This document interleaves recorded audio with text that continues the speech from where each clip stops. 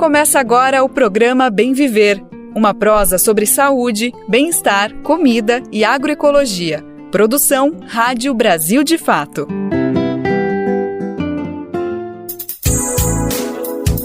E hoje é terça-feira, dia 23 de julho de 2024. Com licença que tá chegando mais uma edição do Bem Viver, uma produção do Brasil de Fato. Você sabe bem, na próxima uma hora a gente põe em pauta todos os assuntos fundamentais, importantes para pensar uma sociedade mais justa, igualitária para todo mundo. Então nosso foco por aqui é falar sobre agroecologia, saúde, alimentação, cultura, direito dos povos, mas também sem deixar de lado o que tá pegando fogo mais quente do noticiário, seja no Brasil, no mundo. A gente sim discute política, economia, mundo do trabalho, e tudo isso cabe aqui no nosso Bem Viver. Meu nome é Lucas Weber, eu te acompanho nessa boa prosa que está começando agora. Se liga nos destaques da programação de hoje. Vamos conhecer o Muinta, Museu Itamar Assunção, espaço virtual dedicado ao artista que vem se expandindo para o meio físico, principalmente no trabalho em escolas. Organizações da sociedade civil pedem revogação de norma que permite mineração em áreas de assentamentos. Saiba mais quem é Kamala Harris, favorita à sucessão de Joe Biden como candidata à presidência dos Estados Unidos. Número de quilombolas sem saneamento corresponde ao triplo dos demais grupos na mesma condição, segundo o censo de 2022. Conheça os principais candidatos que disputam a eleição presidencial na Venezuela neste final de semana. Armazém do Campo de São Paulo recebe Bela Gil e Larissa Bombardi para bate-papo sobre agrotóxicos. Esses são alguns, mas são vários os destaques do programa de hoje. Bora lá que ele só tá começando. O Bem Viver agora vai se aprofundar no Muinta. Quem conhece? É o Museu Itamar Assunção. É uma plataforma virtual que está no ar desde 2020 e simplesmente trata-se do mais importante acervo de arte desse grande músico brasileiro que foi Itamar Assunção, responsável por muitas das diretrizes da música popular brasileira hoje, influenciou muito no combate ao racismo, conseguiu conjunturar essas duas coisas de uma maneira muito ampla e formidável, que até hoje a gente tem que celebrar esse legado. Ele que faleceu em 2003, faz mais de 20 anos que a gente não tem ele, mas esse legado segue vivíssimo, muito sem dúvida por conta desse site, dessa plataforma virtual, desse grande museu que reúne mais de 2.000 obras, entre pinturas, músicas, inclusive teses acadêmicas sobre a obra de Itamar Assunção. Bom, o museu, o Muinta, está com algumas novidades em 2024 que vão para além, inclusive, do site, vão também para o físico, e a gente vai conhecer um pouquinho delas porque a gente tem o prazer de receber aqui um dos coordenadores e responsável também pela concepção do Muinta, que é Frederico Teixeira, ele que junto com a Anelisa Assunção, a filha de Itamar Assunção, são grandes cabeças desse grande projeto. Antes de falar sobre tudo isso, Fred, eu queria te cumprimentar, agradecer pela tua disponibilidade, obrigado por estar aqui com a gente para conversar sobre esse assunto tão fundamental, que é o Itamar Assunção e essa plataforma, o Muinta. Obrigado, Lucas, eu que agradeço, espero que o nosso papo hoje seja bacana e que a gente consiga falar bastante sobre o Muinta, que acho que é um assunto que me é muito caro, e também a Annelise. Estou feliz de estar aqui com vocês. A alegria é toda nossa. Fred, eu quero falar um pouquinho das novidades, mas eu acho que ia ser bacana primeiro apresentar um pouquinho o Muinta para as pessoas, né? Já vou logo falar o endereço para não ficar aquela curiosidade, é itamarassunção.com, digita ali no navegador que você vai chegar, é lindo, é super interativo, é realmente uma experiência, não dá para chamar de site, é de fato um museu virtual, claro que ele funciona como um site, mas ele tem essa concepção de ter uma interação, então eu queria te ouvir um pouquinho sobre como foi isso, né? Como que foi esse surgimento? Como foi essa ideia? Imagino que vocês tinham essa inquietude de colocar todas essas obras, esse acervo, de publicizar tudo que foi feito pelo Itamar Assunção para além das músicas, mas como que foi essa ideia de que apostar no museu virtual? Explica um pouquinho como que vocês digeriram essa ideia. De fato, assim, tudo começou lá em 2020, finalzinho de 2019, e, curiosamente, o fato de ser um museu virtual não tem nada a ver com a pandemia, né? Muita gente às vezes acha que está associado o fato de ser um museu virtual, mas era um projeto inicial da Annelise de fazer um site sobre o Itamar Assunção, assim, reunir um pouco as informações de forma mais oficial, mas o que aconteceu de fato, assim, quando a gente olhou quando ela me chamou para olhar para essa herança e para o acervo, digamos assim, o que na verdade ainda não era um acervo propriamente museologicamente falando, mas era um pouco toda essa memorabilia dele, que estava com família, que a família tinha cuidado muito bem nesses 17 anos após o falecimento dele. Então, a partir disso, a gente reunindo esse material, a Annelise, eu acho que sensibilizada um pouco com esse universo dos museus, que é o campo de onde eu venho, né? Na verdade, eu sou arquiteto de formação, mas estou trabalhando nessa área há um tempo, né? No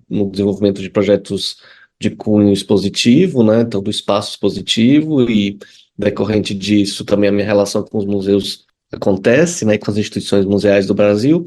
Então, a partir disso, a gente conseguiu fazer pensar numa estrutura, numa plataforma, digamos assim, que fosse um museu virtual, que de alguma forma conseguisse digitalizar e pensar nesse legado do Itamar, de forma a conectar não só a relação com a música, mas com outros campos das artes, né, sendo eles a literatura, as artes visuais, a música, e mesmo se a gente for pensar no comportamento, na moda, nessa estética que traz não só a estética da literatura, da poesia, da poética do Itamar, mas também essas estéticas todas que estão ao redor da obra dele. Então, a criação dessa plataforma foi um pouco essa vontade de preservação e também de memória, e assim a gente chega nesse formato de um museu que é virtual, eminentemente, que tem acessibilidade garantida, é, é, em diversos lugares, mas também a gente tem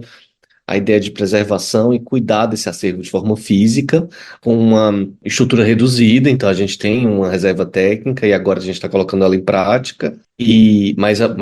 A nossa ideia também é que esse museu virtual seja acessado e também que a gente consiga fazer ações em outras instituições, ações presenciais. Então a gente não só é um museu que é eminentemente virtual, mas também tem as ações físicas que acontecem desde a da nossa fundação lá em 2020. Perfeito. Obrigado por essa primeira explicação. Vamos falar dessas atividades físicas, que inclui também algumas novidades de 2024, mas antes, só queria puxar um pouquinho sobre o que você falou sobre acessibilidade, sobre conseguir transformar nesse site plural, aberto para todo mundo, porque tem um fato que eu não mencionei no início, mas ele é fundamental.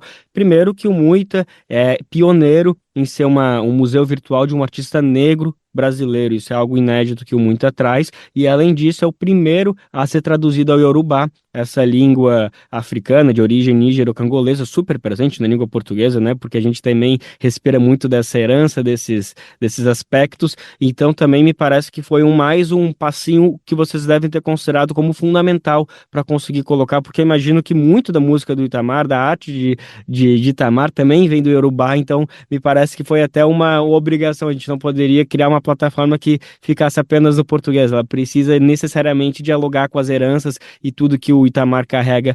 É mais ou menos por aí, Fred? Na verdade, essa questão do Yorubá, ela vem um pouco também da própria relação da Annelise com os movimentos afrodiaspóricos, né? Então, acho que isso também é uma relação de renovação da herança do Itamar pela própria Annelise, e fala um pouco disso também, que além do Yorubá, e essa tentativa de conexão de volta, né, com esse oeste africano, a gente também tem as traduções em inglês e em alemão, e alemão especificamente também por causa do trânsito do Itamar na Alemanha. Então, o Itamar teve na verdade, dois ou três discos, se eu não me engano, que foram gravadora alemã, e esse trânsito dele começou em 88 e foi até, sei lá, nos próximos 10 anos, de 88 a 98, com muita intensidade.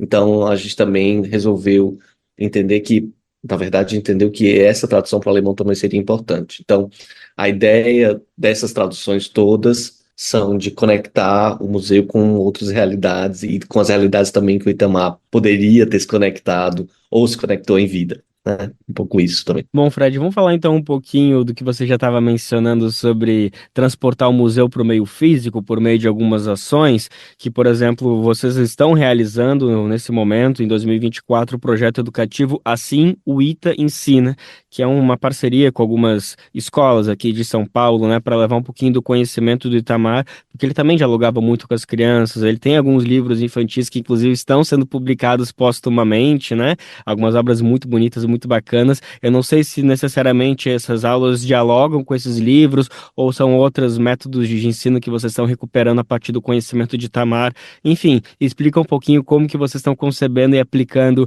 essa parceria com as escolas aqui de São Paulo. A gente, na verdade, assim, o Item Ensina é um dos braços desse plano anual de 2024, né? A gente está agora atuando em duas escolas, especificamente. O nosso coordenador é o Renato Gama. Então, quem está à frente disso, do educativo, é o Renato Gama, que é músico e educador, também da Zona Leste de São Paulo.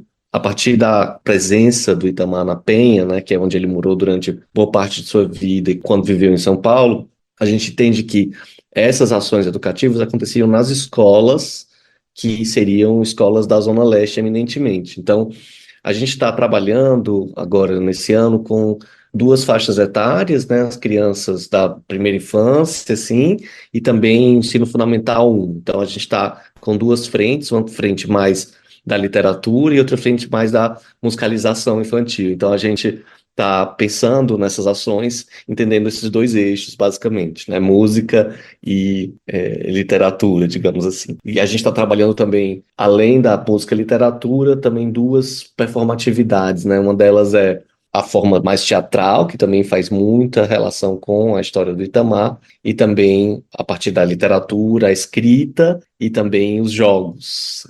Então, acho que a gente está. Essa é um pouco a nossa vontade de trabalhar, e a gente está com os educadores em formação conjunta com as escolas, com os professores e com essas turmas. Então, a nossa ideia é expandir também para outras escolas e aumentar um pouco a potência do educativo, digamos assim. Que lindo, que bonito. Acho que é uma das maneiras mais genuínas de realmente perpetuar um legado, que é por meio da educação, né? Porque daí realmente é literalmente passar o conhecimento adiante. Quero falar um pouquinho mais sobre esses projetos futuros, de como vocês estão pensando em expandir para outras escolas, se é transformar em algo contínuo e expandir de São Paulo. Mas antes, só para fechar um pouquinho mais sobre esse cronograma aqui de 2024, outra expectativa que vocês têm esse ano é fundar, é abrir a Sala Denise Assunção, né? Em homenagem à irmã de Tamara Assunção, que faleceu inclusive nesse ano, em janeiro desse ano, foi uma grande atriz de teatro, como ela própria se definia, e a Anelisa Assunção também reitera, né, que ela era uma atriz multi, mas focada no teatro, então uma pessoa que fundou muito, junto com o Itamar, várias bases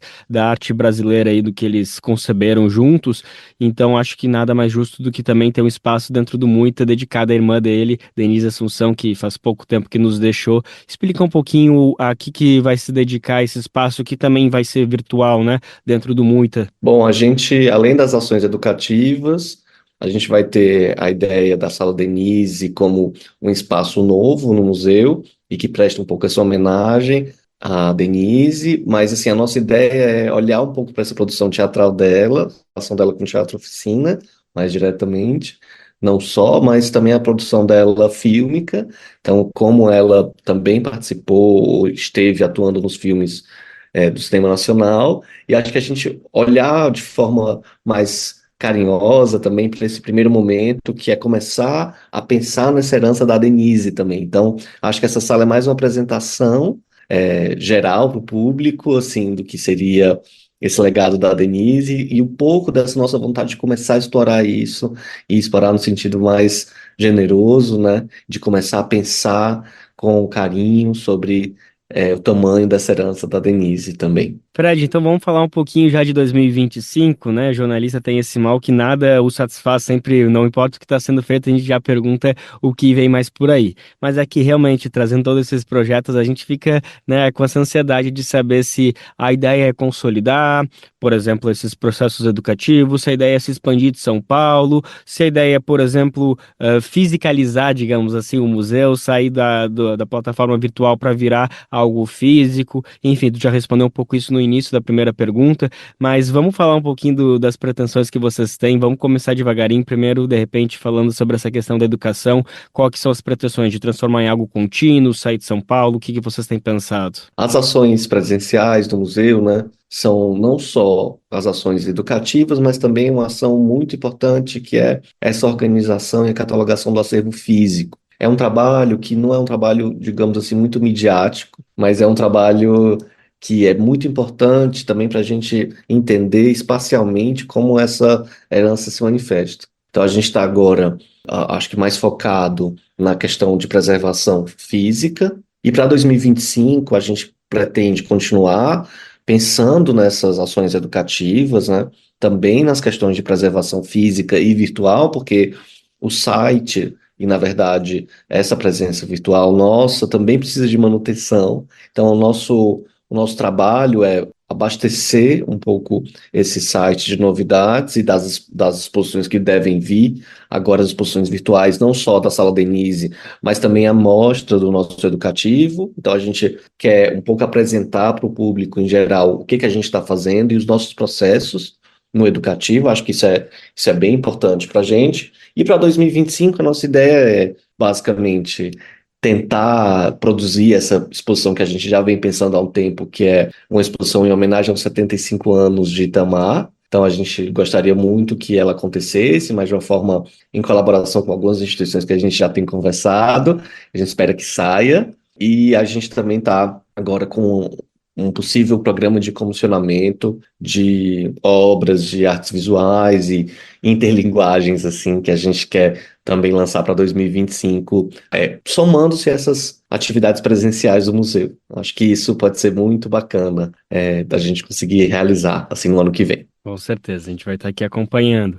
E o museu, ele tem essa pretensão de ser, de fato, um museu virtual, né? E transformá-lo físico, mas por meio dessas exposições pontuais que podem acontecer, por exemplo, como o senhor mencionou, aí em ano que vem, 75 anos de Itamar Assunção. É mais ou menos por aí, ou tem ali em algum lugar uma vontadezinha de ter, de fato, um espaço físico, preferencialmente ali na Penha, onde é o berço artístico do Itamar? Vocês trabalham com isso em alguma instância ou realmente o caminho não vai ser exatamente por aí, Fred? A nossa reserva técnica é na Penha, né? Então a gente tem um espaço de trabalho lá, que é um pouco também, na verdade, o espaço é na residência do Itamar, na Penha, né, onde ainda mora a família, uma parte da família, mas a nossa ideia é tornar esse espaço um espaço público, mas acho que longo prazo, e assim que a gente conseguir entender que também pode acontecer visitação no espaço, mas ainda é uma questão muito delicada a gente pensar nisso agora, mas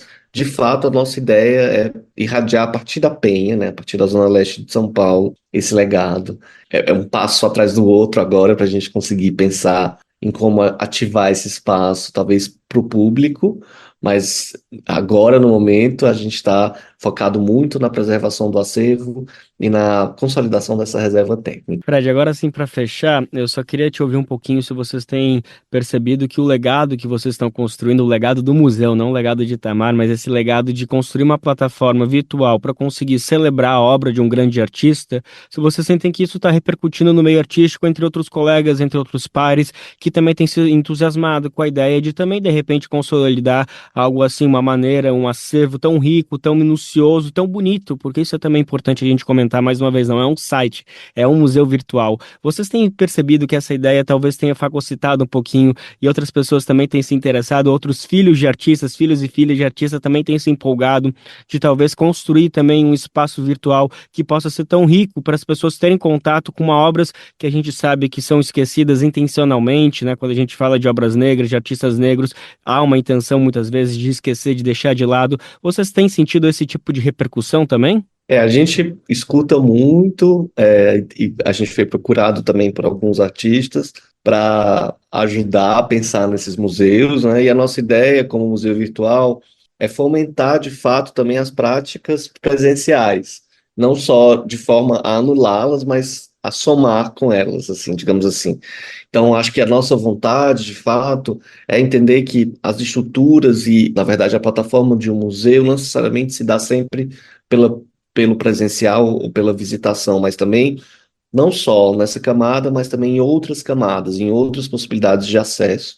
E eu acho que a partir do momento que a gente cria essa virtualidade, a gente garante também algumas outras questões, que é, por exemplo, o acesso total ao nosso acervo, sem de fato, né, a gente conseguir ou precisar que o pesquisador tenha que manipular ou tocar nas nossas obras nesse sentido. Então, isso pode ser muito bom para as pesquisas. Então, nossa ideia também é essa. Então, nosso acervo começa 100% digital já, então que é muito bom para a preservação do próprio acervo, mas que se a gente precisa, ou se algum pesquisador necessita visitar a gente está, digamos assim, arrumando a casa para que isso aconteça de forma física também.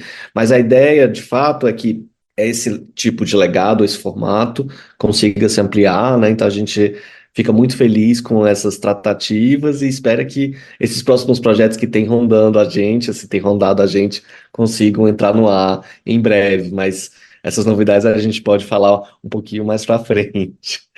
Pronto, vamos estar aqui na cobrança, então, seguindo vocês para poder saber de tudo isso em primeira mão. Eu acabei de conversar, então, com o Frederico Teixeira, ele que é da equipe de coordenação e também da concepção do Muinta, no Museu Itamar Assunção, essa plataforma virtual no ar desde 2020, que reúne mais de 2.000 obras, entre trabalhos, até teses que envolvem o trabalho de Itamar Assunção.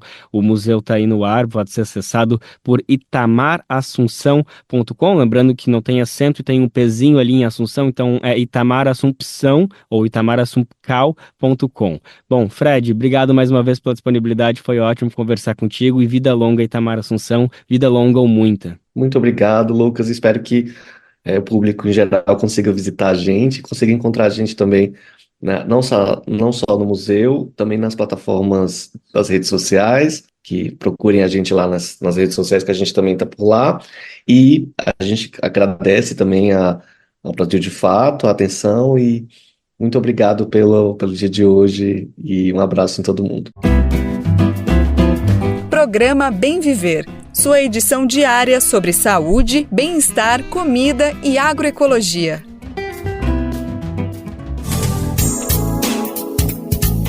Bora lembrar então um recadinho importante que a gente não se cansa de compartilhar todos os dias aqui no Bem Viver. Sabia que dá para retransmitir de graça o nosso programa na sua rádio comunitária, regional? Enfim, vai ser uma alegria imensa saber que o Bem Viver está chegando nesse cantinho especial do país. São dezenas, centenas, mais de 300 emissoras que todos os dias retransmitem o nosso programa, colocam na grade de programação. Bom, se você tem disponibilidade e interesse, vai em radiobrasildefato.com.br e lá você clica em como ser uma rádio parceira, que tem o caminho tutorial para você entrar junto com a gente nessa. A gente segue atualizando aqui no Bem Viver sobre a corrida presidencial nos Estados Unidos. Bom, com a desistência da candidatura de Joe Biden, o principal nome apontado para substituí-lo na disputa é Kamala Harris. Ela é uma mulher afroasiática, filha de mãe indiana e de pai jamaicano, e foi a primeira mulher negra a ocupar a vice-presidência dos Estados Unidos. Bom, para entender melhor esse cenário sobre a candidatura favorita, a sucessão de Joe Biden na disputa presidencial estadunidense, a gente vai ouvir agora o nosso repórter Rodrigo Durão. Aos 59 anos, Kamala Harris é o nome mais provável para assumir a candidatura do Partido Democrata na corrida eleitoral pela Casa Branca. Os holofotes se voltaram a ela depois que o presidente Joe Biden desistiu da campanha para a reeleição nos Estados Unidos. Primeira mulher negra a ocupar a vice-presidência do país, Kamala Harris é filha de mãe indiana, pai jamaicano e tem uma longa carreira no judiciário do país. Ela foi procuradora-geral na Califórnia, estado onde também se elegeu senadora em 2016. Nas eleições de 2020, ela era um dos nomes mais cotados para ser candidata à presidência. Liderou pesquisas internas dos democratas, mas desistiu após perder apoios importantes dentro do partido. Em seguida, o partido viu em Harris a possibilidade de atingir o eleitorado feminino e negro, apesar das divergências da ex-senadora com essa população. Assim, ela foi escolhida como vice, na chapa liderada por Biden na corrida eleitoral pela presidência que acabou vencendo as eleições de 2020. Kamala se define como progressista, mas já adotou posturas criticadas pelo eleitorado anticonservador. Segundo críticos, ela falhou como procuradora em casos que contribuíram para prisões injustas de réus negros e pobres. Ela também é mal avaliada pelo campo progressista em relação a posicionamentos sobre a liberação do uso recreativo da maconha, pena de morte e a imigração. Apesar de prometer eliminar os centros de detenção para imigrantes, caso eleita, ela já chegou a fazer declarações desincentivando migrações aos Estados Unidos. Ainda assim, Kamala é a principal voz do governo democrata em defesa do aborto e dos direitos reprodutivos. Essa postura é vista pelos analistas como o ponto-chave que promete atrair votos entre eleitores jovens caso a sua candidatura se concretize. De São Paulo, da Rádio Brasil de Fato, Rodrigo Durão. Claro que a gente vai seguir acompanhando essa questão das eleições dos Estados Unidos aqui no Bem Viver e sempre compartilhando todos os detalhes e principalmente as análises com a nossa audiência. Brasil de Fato, uma visão popular do Brasil e do mundo. Leia e ouça as informações que mais interessam no seu dia. Política, economia, direitos humanos, cotidiano, saúde e cultura tratados com pluralidade e diversidade. Jornalistas, articulistas e movimentos populares reunidos em um só veículo. Esse é o Brasil de Fato. Conteúdos em texto, áudio e vídeo que informam e contribuem na luta por uma sociedade mais justa e fraterna. Quer ficar por dentro? Então acesse brasildefato.com.br.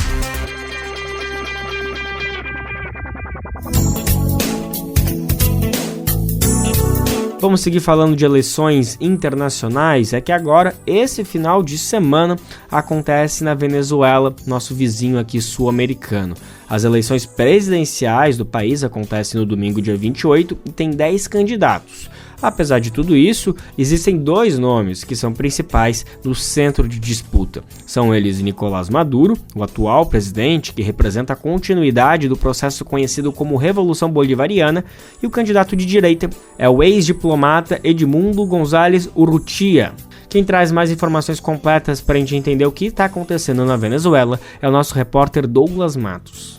10 candidatos disputarão as eleições presidenciais da Venezuela, marcadas para o dia 28 de julho. Faltando menos de uma semana para o pleito, a disputa está centrada por enquanto em 2 candidatos que antagonizam os debates. De um lado, a continuidade do processo mais conhecido como Revolução Bolivariana, representado pelo presidente Nicolás Maduro. Do outro, um giro à direita, que mudaria o curso político do país na figura do ex-diplomata Edmundo González Urrutia. Correndo por fora, outros 8 opositores, entre nomes desconhecidos e perfis com fama nacional, terminam de compor o cardápio. Mais de 21 milhões de venezuelanos estão aptos a votar e poderão escolher nas urnas no próximo domingo.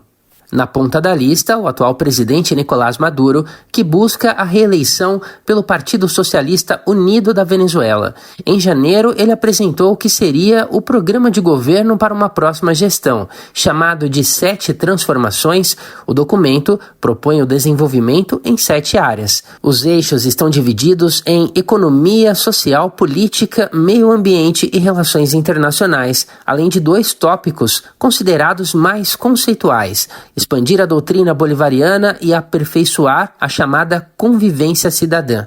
Ex-motorista de ônibus e servidor público, o presidente venezuelano começou a carreira política como deputado constituinte em 1999. Depois se tornou deputado federal e eleito presidente do parlamento em 2005. No ano seguinte foi escolhido como ministro das Relações Exteriores de Hugo Chávez e ocupou o cargo até 2012. Naquele ano concorreu como vice na chapa de Chávez e os dois venceram a disputa. Com a morte do ex-presidente em 2013 e a convocação de novas eleições, Maduro foi eleito ainda em 2013 como presidente e reeleito em 2018. Uma vitória num contexto de crise econômica agravada pelo bloqueio dos Estados Unidos. Já o principal opositor da disputa tem carreira diplomática. Trabalhou no Ministério das Relações Exteriores da Venezuela e foi embaixador do país na Argélia e Argentina. Edmundo González Urrutia apresentou poucas propostas concretas durante a campanha. Nos comícios e entrevistas, ele foca no enfrentamento ao chavismo e na possibilidade de uma transição de governo. A única área que Edmundo trata com mais objetividade é justamente aquela em que fez carreira. Nas relações exteriores, o ex-embaixador promete se aproximar dos Estados Unidos e deixar de lado países que a Venezuela fez convênio nos últimos anos. Rússia e Irã são alguns dos laços que ele pretende romper se chegar à presidência. Se Maduro e Urrutia ocupam o centro das atenções neste momento, outros dois candidatos correm por fora na disputa e, segundo pesquisas, dificilmente darão a volta por cima. Um deles é o candidato Antônio Ecarri. Hoje é o terceiro nome na corrida eleitoral. Fundador do partido Aliança Lápis, diz ser um candidato de centro, que não está alinhado nem ao governo nem à extrema-direita. Afirma ser um nome que oferece tranquilidade e um caminho seguro para o país. Apesar de não ter apresentado um plano de governo, prometeu criar restaurantes populares em todo o país, aumentar os salários a partir da ajuda de organismos multilaterais e acabar com o imposto sobre grandes transações financeiras. Já Luiz Eduardo Martínez é o candidato da Ação Democrática. Ele é deputado e reitor da Universidade Tecnológica do Centro. Disse que vai transformar a Venezuela e prometeu acabar com a reeleição indefinida. Ele tem como foco o combate à corrupção e prometeu aumentar o salário mínimo para $200. Outro da lista é o deputado José Brito, que se candidatou como representante dos partidos Primeiro Venezuela, MIN Unidade e Unidade Visão Venezuela. Entre os objetivos dele estão a estabilidade política e o desenvolvimento econômico. Tem a ideia de criar um fundo soberano que receberá o excedente da produção de petróleo e gás no país. Esse fundo deve ser usado para investir no mercado financeiro internacional e sustentar a economia nos momentos de queda do preço do barril de petróleo. O ex-prefeito Daniel Ceballos é o candidato do partido Arepa. Ele chegou a ser preso em 2014 por apoiar as guarimbas, que são protestos violentos organizados por setores da oposição, isso em 2014 e 2017. Ele afirmou que vai priorizar o resgate econômico e a liberdade dos presos políticos. Prometeu também acabar com a possibilidade de reeleição ilimitada. Javier Bertucci é pastor evangélico e deputado pelo partido El Cambio. Em campanha nas ruas da cidade de Palo Negro, no estado de Aragua, disse que o governo dele vai se guiar por 3 eixos: recuperação econômica, restauração do sistema de saúde e recuperação da educação, para que a Venezuela seja, segundo suas palavras, um país de primeiro mundo. Afirmou ainda que vai buscar a reunificação e a tolerância em solo venezuelano. Já o comediante Benjamin Rauseu é candidato da Confederação Nacional Democrática, o CONDE. Segundo o humorista, que também é empresário, se eleito, será feito um estudo para implementar um salário mínimo entre $300 e $400. Outro nome é o candidato Fermín, ex-prefeito do município de Libertador e candidato pelo partido Soluções pela Venezuela. Promete colocar professores e industriais para comandar órgãos do Estado. Durante a pré-campanha, disse que o mais importante é criar um governo de unidade e entendimento. Por fim, Henrique Marques é o candidato do partido Centrados. Foi deputado e vice-presidente do CNE, que é o Conselho Nacional Eleitoral. Apresentou 4 eixos para o governo: transição democrática, acabar com a reeleição, reinserir a economia no mercado internacional e promover um debate amplo com os demais concorrentes à presidência. Outros 3 candidatos se inscreveram, mas desistiram de participar: Manuel Rosales, Juan Carlos Alvarado e Luiz Ratti. Mesmo assim, as eleições de 2024 terão o 3º maior número de postulantes em uma disputa para presidente dos últimos 31 anos. Isso porque, desde 1993, somente 2 pleitos tiveram mais participantes que o deste ano, o que foi realizado em 1998, com 11 candidatos, e o de 2006, que na época contou com 14. A eleição para a presidência na Venezuela tem apenas um turno. Ganha quem tiver o maior número de votos. O mandato para presidente é de 6 anos. No país não há limite de reeleição para presidente. O atual chefe do executivo é Nicolás Maduro, que concorre à reeleição para o 3º mandato. Antes dele, Hugo Chávez também foi eleito 3 vezes, mas morreu logo no início da 3ª gestão em 2013. Para votar é preciso ter ao menos 18 anos e o voto não é obrigatório no país. Assim como o Brasil, a Venezuela também usa urna eletrônica, mas a diferença é que lá o sistema é também impresso. O procedimento é simples. Os centros de votação ocorrem em escolas públicas.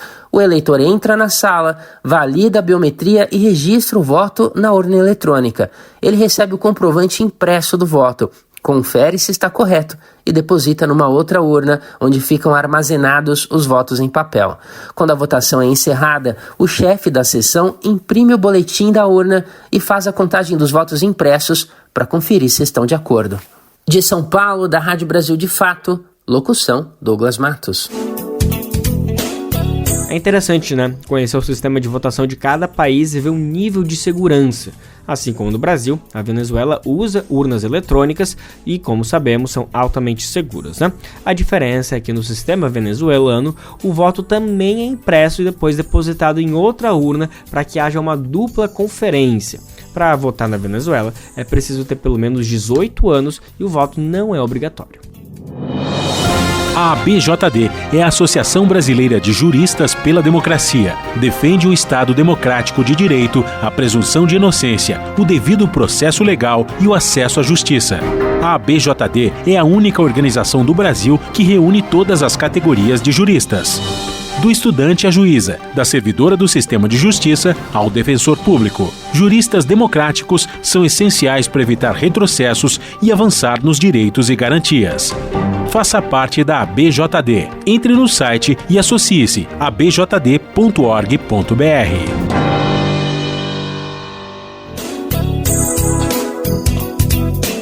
Agora a gente vai falar sobre mineração. Organizações da sociedade civil pedem a revogação da norma que permite a mineração em áreas de assentamentos. Um conjunto de organizações da sociedade civil e movimentos populares lançou na última segunda-feira, dia 22 de julho, em Brasília, uma nota técnica que recomenda a suspensão da norma do Instituto Nacional de Colonização e Reforma Agrária, o INCRA, que regula a realização de grandes empreendimentos relacionados à atividade da mineração, energia e infraestrutura em áreas de assentamentos rurais. A normativa foi criada durante o governo Bolsonaro. O documento, lançado por organizações da sociedade civil e movimentos populares, tem como título Direito e Propriedade. Pode a mineração se sobrepor à reforma agrária? O documento afirma que a Instrução Normativa 112 de 2021 do INCRA é uma ameaça às possibilidades de desconcentração de terras no país. O texto faz uma análise técnica da norma e recomenda ao governo federal a revogação do instrumento. O nosso repórter, correspondente Brasília, Leonardo Fernandes, entrevistou Juliana Malerba. Ela é assessora da Federação de Órgãos para Assistência Técnica Educacional, que é o FASE, e também integrante da Rede Brasileira de Justiça Ambiental, a RBJA. Sobre a norma, ela comentou a respeito. Ela é muito genérica nesse sentido. Inclusive, ela não diz se uma vez que o INCRA considere incompatível o empreendimento com o assentamento, o que vai ser feito do ponto de vista jurídico. Se o assentamento vai ser desafetado, se a anuência vai ser indeferida e, portanto, o assentamento continua e o empreendimento não entra. Então não está claro isso. A nota técnica alerta para a incompatibilidade da instrução normativa com o Plano Nacional de Reforma Agrária e sobre os impactos na produção de alimentos. O documento ainda denuncia a ausência na norma de mecanismos de consulta e participação dos assentados no processo de decisão sobre os empreendimentos que podem vir a ser instalados nos assentamentos. E também afirma que, abre aspas, no lugar de proteger as terras destinadas à reforma agrária de pressão minerária, a elaboração dessa norma reforça o argumento de primazia ao interesse econômico privado, fecha aspas. Sobre os principais impactos que podem ocorrer com assentamentos rurais, a nota técnica ainda aponta dados da Agência Nacional de Mineração que mostram que, abre aspas, até janeiro de 2022 havia 20 mil requerimentos minerários ativos em cerca de 39% das áreas de assentamentos do INCRA em todo o país, fecha aspas. Ainda segundo as organizações que realizaram o documento, 44% dos assentamentos com interesses minerários estão na Amazônia Legal. Sobre esses impactos, a integrante da Rede Brasileira de Justiça Ambiental, Juliana Malerba, conversou sobre esse tema. A gente tem muitos exemplos de impactos negativos da mineração à produção agrícola camponesa. Eu acho que toda a região de Carajás, onde a mina tem expandido onde a Vale, tem expandido suas minas, tem exemplos muito claros assim dos impactos da mineração, tanto impactos socioambientais quanto conflito em relação à terra mesmo, né? Além da revogação da norma, as organizações defendem que ela seja substituída por outro instrumento que regule a relação de assentamentos rurais e os grandes empreendimentos privados no sentido de atender a, abre aspas, crescente demanda de alimentos e do fortalecimento da política da reforma agrária no país, fecha aspas. Essa nota técnica foi organizada e é assinada por organizações como Amazon Watch, a Associação Brasileira de Reforma Agrária, a ABRA, Movimento pela Soberania Popular na Mineração, o MAN, além da Rede Brasileira de Justiça Ambiental, entre outras. Bom, para conferir a lista completa de organizações que assinam a nota técnica, bem como outras informações, é só acessar o nosso site brasildefato.com.br. Você adora ler, ama livros e gostaria de entender melhor o nosso país? Imagine receber todo mês um kit com um livro e um dossiê que te ajuda a entender a nossa sociedade hoje, por um preço baixinho e com frete grátis para todo o Brasil. Este é o Clube do Livro da Expressão Popular. Para saber mais, acesse o site expressãopopular.com.br e escolha seu plano. Assine agora! Expressão Popular. 20 anos na Batalha das Ideias.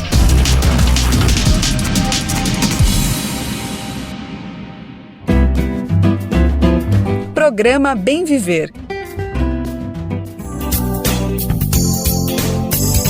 Agora a gente vai falar sobre o acesso a direitos pela população quilombola no Brasil. O censo 2022 trouxe um dado alarmante. O número de quilombolas sem saneamento corresponde ao triplo dos demais grupos à mesma condição. E as taxas ainda são piores nas terras quilombolas já demarcadas. A gente vai entender melhor esse cenário. A nossa repórter Carolina Oliveira teve acesso aos números e quem conta pra gente é Douglas Matos. O índice de quilombolas que vivem em situação de precariedade ou ausência de saneamento básico é de quase 79%. Isso representa mais de 357 mil domicílios particulares permanentes, onde vivem mais de 1 milhão de moradores quilombolas. Na população brasileira em geral, a porcentagem cai para cerca de 27% nessa mesma modalidade de lares. O número é aproximadamente 51% menor quando comparado com os moradores quilombolas. O dado é do Censo Demográfico 2022 Quilombolas, que traz características dos domicílios segundo recortes territoriais específicos, divulgado na última sexta-feira, dia 19. Nos territórios quilombolas legalmente demarcados, a taxa é ainda maior. 90% dos moradores vivem em situações classificadas pelo PlanSAB, que é o Plano Nacional de Saneamento Básico. Como parâmetro da situação inadequada, o IBGE, Instituto Brasileiro de Geografia e Estatística, utilizou os indicadores do PlanSAB, ou seja, potabilidade da água que chega aos domicílios, ocorrência de intermitências e racionamentos, existência de tratamento de esgotos, qualidade sanitária das fossas sépticas e destinação ambientalmente adequada para os resíduos. O relatório mostra também que cerca de 34% dos domicílios particulares permanentes com pelo menos um morador quilombola dependem de recursos hídricos locais como principal forma de abastecimento de água. Entre esses meios estão poços artesianos, nascentes, córregos, açudes e rios. Nos domicílios localizados em territórios demarcados, a quantidade sobe para mais de 56%. No conjunto da população brasileira, apenas 14% dos domicílios dependem desses recursos como forma principal de abastecimento de água. Em relação à destinação do esgoto, aproximadamente 29,5% dos domicílios com ao menos um morador quilombola utilizam fossa rudimentar, buraco, vala, rio, córrego, mar ou outra forma, ou ainda não possuem serviço de esgotos. Nos territórios demarcados, o índice novamente sobe, desta vez para pouco mais de 43,5%. O levantamento também aponta que entre os 1.698 municípios com domicílios particulares permanentes, esses com ao menos uma pessoa quilombola, cerca de mais de 16%, ou 286, não possuem acesso à rede geral de distribuição de água. Os estados que estão à frente nesse ranking são Minas Gerais, 87, Bahia, 25 e Paraíba, 20. Entre os domicílios com ao menos uma pessoa quilombola nos territórios demarcados, ou seja, 23%, não tem banheiro de uso exclusivo, cômodo com vaso sanitário e instalações para banho, que é utilizado apenas pelos moradores do domicílio de acordo com o IBGE, o que corresponde a mais de 41.400 pessoas quilombolas e a mais de 24,5% dos moradores quilombolas em domicílios particulares permanentes. Dos 10 municípios com as maiores quantidades de quilombolas que vivem em casas sem banheiro de uso exclusivo, 9 estão no Maranhão. O censo 2022 ainda trouxe mais dados sobre alfabetização entre os quilombolas. Daqueles com 15 anos ou mais que vivem em territórios demarcados, quase 19%, ou seja, 192.715 pessoas eram analfabetas. O índice é 2,7 vezes superior à taxa registrada na população residente no país. Entre as mulheres, há mais analfabetismo do que em relação aos homens, 82,89% no caso delas e 79,11% para eles. A diferença, de 3,78 pontos percentuais, é maior do que a observada entre homens e mulheres na população em geral, que é de apenas 0,99%. De São Paulo, da Rádio Brasil de Fato, locução Douglas Matos. São infelizmente dados muito tristes e que precisam ser mudados com urgência. A população quilombola do Brasil merece respeito e acesso a direitos como todo o povo brasileiro. Um evento paralelo ao G20 vai discutir o Estado socialmente justo. Olha só que bacana. Organizações da sociedade civil, especialistas e representantes de universidades e organismos internacionais debatem entre os dias 22 e 26 de julho, ou seja, começou ontem, um modelo de Estado socialmente justo que garanta o desenvolvimento sustentável. O evento States of the Future, nome que traduzido do inglês para o português seria como Estados do Futuro, ocorre na sede do Banco Nacional de Desenvolvimento Econômico e Social, o BNDES, que fica no Rio de Janeiro. A gente vai saber mais detalhes, a reportagem de Welton Máximo, da Agência Brasil. Evento paralelo ao G20 discutirá Estado socialmente justo. Encontro debaterá modelo de Estado para desenvolvimento sustentável. Organizações da sociedade civil, especialistas e representantes de universidades e de organismos internacionais debatem, de segunda, 22, a sexta-feira, 26, um modelo de Estado socialmente justo que garanta o desenvolvimento sustentável. O evento States of the Future, Estados do Futuro, em inglês, ocorre na sede do Banco Nacional de Desenvolvimento Econômico e Social, BNDES, no Rio de Janeiro.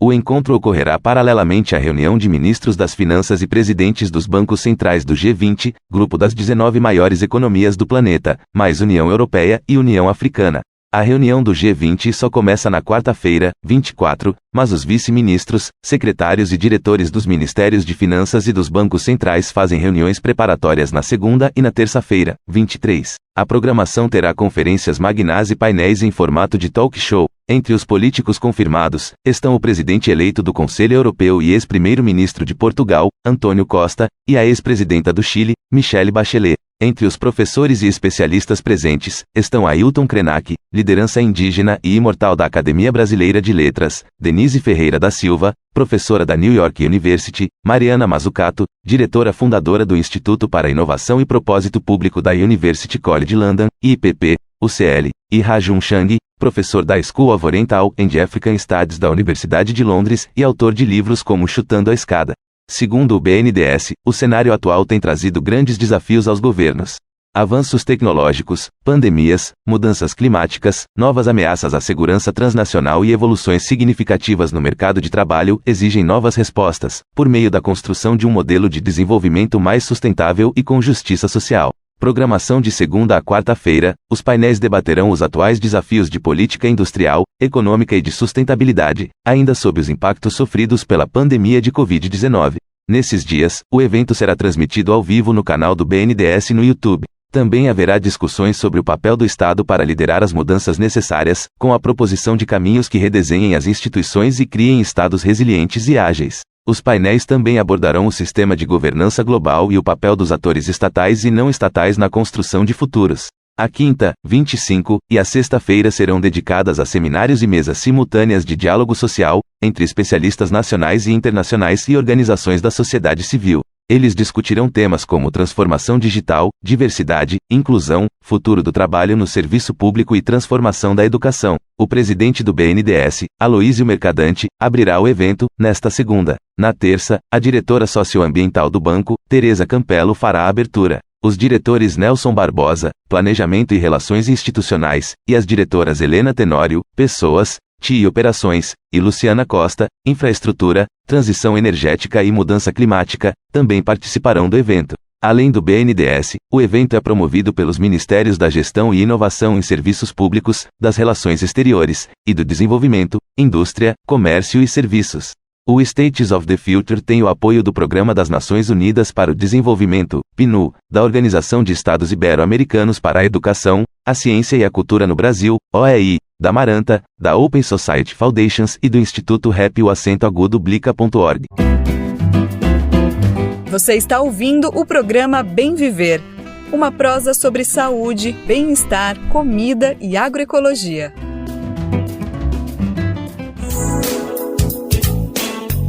E para ninguém esquecer, a gente tem um encontro marcado, você sabe, é de segunda a sexta-feira, sempre a partir das 11 horas da manhã. A gente chega pelo rádio, ou melhor, a gente chega pela internet por meio da radiobrasildefato.com.br para o mundo inteiro nos ouvir.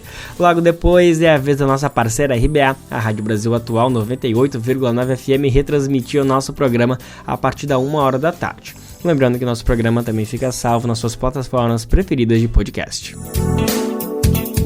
Aqui no Bem Viver a gente está sempre falando do tema da agroecologia, né? E também sobre os grandes males causados pelo uso de agrotóxicos. Conhecer pesquisas que fortaleçam essa luta é sempre muito importante. A pesquisadora Larissa Bombardi vai lançar amanhã, nessa quarta-feira, aqui em São Paulo, o livro Agrotóxicos e Colonialismo Químico. Quem vai explicar melhor sobre o lançamento é o nosso repórter Douglas Matos. A livraria Expressão Popular e o Armazém do Campo de São Paulo recebem nesta quarta-feira, dia 24, a pesquisadora Larissa Bombardi para o lançamento do livro Agrotóxicos e Colonialismo Químico. A conversa terá a participação da apresentadora Bela Gil e do educador popular e colunista Guilherme Terreri, também conhecido como Rita Von Hunt. O impacto na alimentação é uma das faces do debate proposto por Larissa em sua obra, que aborda aspectos geográficos e sociais do uso dos pesticidas.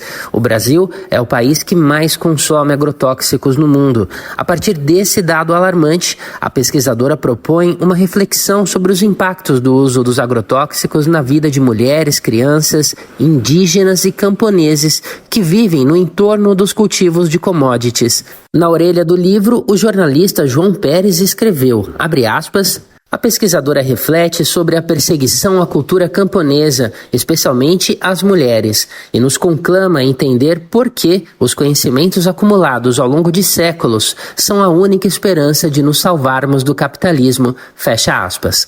O evento gratuito será aberto ao público a partir das 7 da noite. A loja do Armazém do Campo e da Livraria Expressão Popular fica na Alameda Notman, 806, no bairro Campos Elíseos, região central da capital paulista. De São Paulo, da Rádio Brasil de Fato, com reportagem de Carolina Bataillé. Locução, Douglas Matos. Galera de São Paulo, fica esperta para chegar junto, a gente não vai perder por nada esse grande evento que acontece aqui no Armazém do Campo. Quarta-feira, 24 de julho, às 7 horas da noite, no Armazém do Campo, junto com a Livraria Expressão Popular. Bom, o endereço para quem não sabe é Alameda Notman, número 806, Campos Elíseos. A caatinga é um bioma endêmico do Brasil, ou seja, é próprio, nosso, só existe aqui. Ele ocupa 11% do território nacional e possui cerca de 900 tipos de árvores, 148 tipos de mamíferos e uma média de 510 espécies de aves. A Caatinga, ao contrário do que as pessoas que não conhecem pensam, é um bioma com muita biodiversidade, mas a Caatinga sofre de um alto grau de degradação, é o terceiro bioma mais desmatado do país. No Momento Agroecológico de hoje, a gente vai ouvir com o nosso repórter Afonso Bezerra contar uma experiência de reflorestamento que acontece na Caatinga, mas que esbarra na histórica degradação do bioma.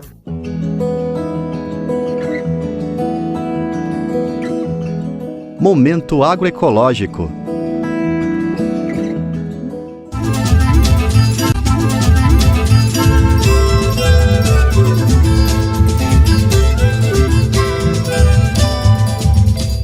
É uma paisagem de tirar o fôlego. A Caatinga, bioma exclusivamente brasileiro, tem sua beleza peculiar e riqueza própria. Ocupa 10% do território nacional, atravessando os estados nordestinos e o norte de Minas Gerais. Mas todo esse patrimônio tem sido ameaçado ao longo dos anos. A Caatinga é o terceiro bioma mais desmatado do país, segundo dados do MAP Biomas. Bahia, Ceará e Piauí são os estados que mais degradam a vegetação nativa. Os dados mais recentes apontam que em 2023, mais de 200 mil hectares de caatinga foram desmatados, respondendo por 11% da área desmatada no país. Em Pernambuco, que já esteve entre os líderes do desmatamento, os principais causadores da violência são a pecuária intensiva, o polo gesseiro no Araripe e até empreendimentos de energia eólica e solar. Mas em 2023, o estado reduziu a supressão de vegetação nativa, reduzindo 35% o número de desmatamento em relação a 2022. Em abril, mês em que é celebrada a Caatinga, o governo de Pernambuco anunciou um investimento de 16 milhões de reais na aquisição de 500 mil mudas de espécies nativas do bioma para reflorestamento do território. Agricultores e organizações que atuam no território afirmam que a iniciativa é boa, mas insuficiente. É o que diz Carlos Magno, coordenador de mobilização social do Centro Sabiá. Eu acho que é uma iniciativa importante, mas é importante que o governo se alerte que isso precisa estar alinhado a uma perspectiva de garantir a estruturação dos órgãos de fiscalização, garantir que você não desmate. Paulo Pedro, da ONG Caatinga, também faz esta ponderação. É algo positivo? Sim, não podemos deixar. Agora, tem muitas coisas a discutir. Por exemplo, no semiárido brasileiro, se você não souber quais são as mudas adequadas, e aí não é todos os territórios, não é a mesma muda. A Caatinga é um verdadeiro mosaico, uma verdadeira coxa de retalhos, do ponto de vista ambiental, mas do ponto de vista também cultural. Uma semana após o anúncio do programa de reflorestamento, a Assembleia Legislativa de Pernambuco aprovou na Comissão de Administração Pública um projeto de lei do governo do estado que autoriza a redução de uma área de preservação permanente, APP, da Caatinga, na cidade de Salgueiro, no sertão central do estado. A área, apesar de pequena, será destinada para a instalação de um complexo de energia solar, gerenciado por um grupo espanhol. A pesquisa do MAP Biomas revelou que em 2022, esses projetos de energia renovável foram responsáveis por mais de 4 mil alertas de desmatamento na Caatinga. Paulo Pedro, da ONG Caatinga, comenta a respeito do impacto das energias renováveis na população rural. Isso está provocando expulsão das pessoas do campo para as cidades, está provocando uma questão ambiental muito forte, porque tem muito desmatamento, aquelas áreas em torno, naquelas estradas, toda aquela área ali, são grandes áreas que são desmatadas. O controle do desmatamento, segundo as entidades, segue frágil e acelera um processo de degradação do bioma. A temperatura tem aumentado e intensificado o chamado processo de desertificação da área, o que afeta a agricultura e a produção de alimentos. Carlos Magno, do Centro Sabiá, analisa o fator mudanças climáticas sobre a realidade no semiárido. Você hoje tem essa coisa da crise climática. E isso está chegando muito forte nesses territórios, Tanto é que no sertão do São Francisco agora, no final do ano passado, foi identificada aquela área com aridez. A agricultora Socorro Neto, que mora em Oricuri, em Pernambuco, cita as dificuldades que podem surgir a partir do aquecimento e das alterações climáticas. Porque mesmo chovendo, às vezes, se a gente não tiver um solo bem preparado, como o da gente aqui, a gente tem muita matéria orgânica e esfria um pouco a terra, tem dificuldade de produzir. A gente vê isso, né? Não por falta, às vezes, nem tanto por falta das chuvas, mas por causa da quintura. A planta, ela precisa, para ela ser nutrida, ela primeiro precisa de um solo bem fértil, né? E aí o solo estando fértil, a chuva quando vem, aqueles nutrientes, eles são fortes, então a planta resiste bem. Do Recife, da Rádio Brasil de Fato, Afonso Bezerra.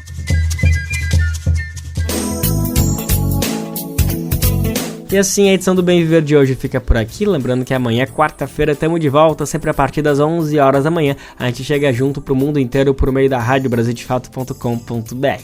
Logo depois é vez da nossa parceira de primeira hora, a RBA, Rádio Brasil Atual, 98,9 FM aqui em São Paulo, transmitiu o nosso programa. E a gente também vai ao ar em diversas rádios pelo país. A lista completa de emissoras que retransmitem o programa você encontra no nosso site, na matéria de divulgação diária do programa. A gente aproveita para agradecer esses veículos por estarem com a gente. Tamo junto, galera. O Bem Viver também fica disponível com podcast no Spotify, Deezer, iTunes e Google Podcast.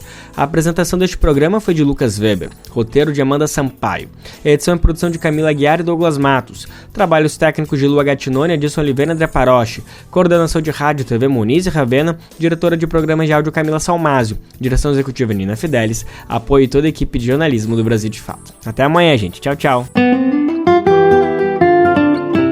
Você ouviu o programa Bem Viver, uma prosa sobre saúde, bem-estar, comida e agroecologia. Produção Rádio Brasil de Fato.